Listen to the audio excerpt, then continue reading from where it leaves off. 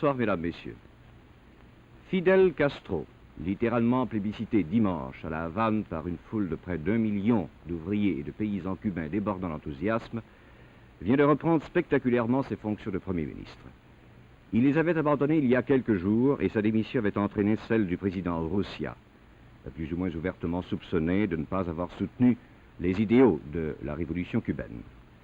La manifestation populaire qui a porté à nouveau au pouvoir l'ancien chef des rebelles a été d'une ampleur extraordinaire.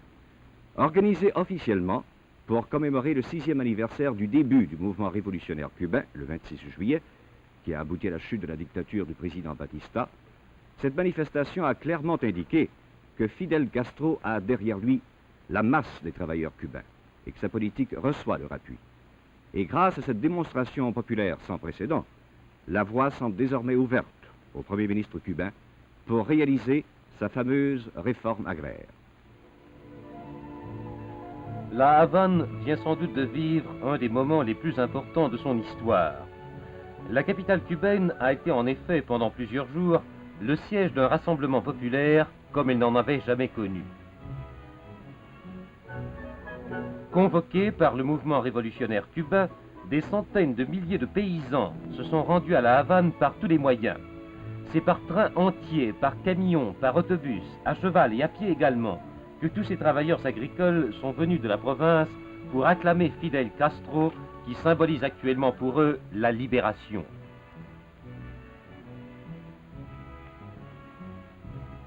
Sur la place civique, dominée de tous côtés par d'énormes gratte-ciel, une foule immense de paysans, de campesinos comme on les appelle à Cuba, affirme sa confiance à l'ancien chef rebelle et l'assure de son loyalisme. Coiffés de chapeaux de paille et vêtus des chemises gratuitement distribuées par les autorités, cette marée humaine brandit les banderoles portant les mots d'ordre de fidélité au chef cubain, et elle fait un accueil délirant à Fidel Castro. Tout est mis en œuvre pour que la manifestation revête le caractère le plus spectaculaire possible. Le chef révolutionnaire arrivé en hélicoptère a pris place sur une immense tribune dominant des centaines de milliers d'hommes et de femmes.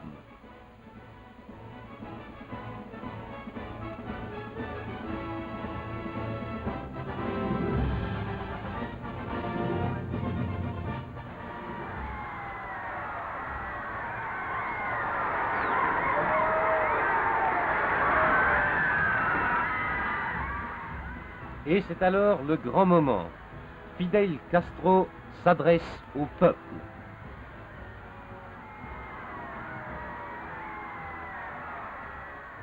Pendant plus de 3 heures, il dit ce qu'il a fait pour renverser la dictature de Batista. Il souligne les réformes qu'il a déjà réalisées et celles qu'il se propose d'entreprendre, surtout le partage des grands domaines, qui, selon le chef cubain, devrait permettre à tous ces travailleurs, dont le seul bien est souvent la machette, ce large couteau qui sert à couper la canne à sucre et qui est devenu le symbole de la réforme agraire, d'accéder au bien-être en acquérant la propriété.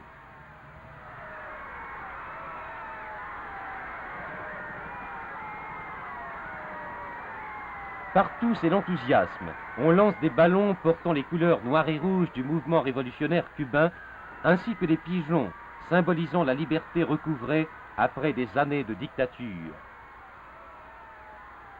Cependant, sur les terrasses des immeubles et autour de la tribune où Fidel Castro siège au milieu des dignitaires et de ses lieutenants, l'armée monte la garde et veille pour empêcher tout acte de violence de la part des partisans du régime déchu.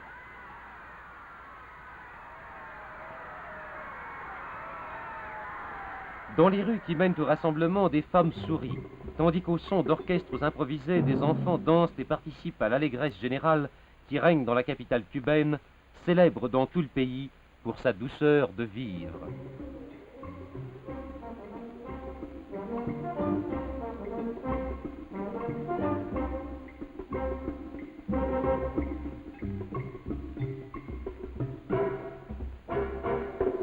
Fidel Castro parle toujours et l'enthousiasme ne fait que croître. Par centaines, les chapeaux de paille volent vers la tribune où d'une voix forte l'ancien chef rebelle ponctue ses promesses et ses paroles d'espoir. Devenue doublement historique à Cuba, la journée du 26 juillet s'achève. Fidel Castro semble avoir obtenu le résultat qu'il recherchait. Ses partisans l'ont appuyé et fort de ce triomphe, l'ancien chef rebelle peut croire que, comme le proclamaient les banderoles attachées aux camions amenant à la Havane les campesinos, Cuba est à toi Fidel, elle est entre tes mains.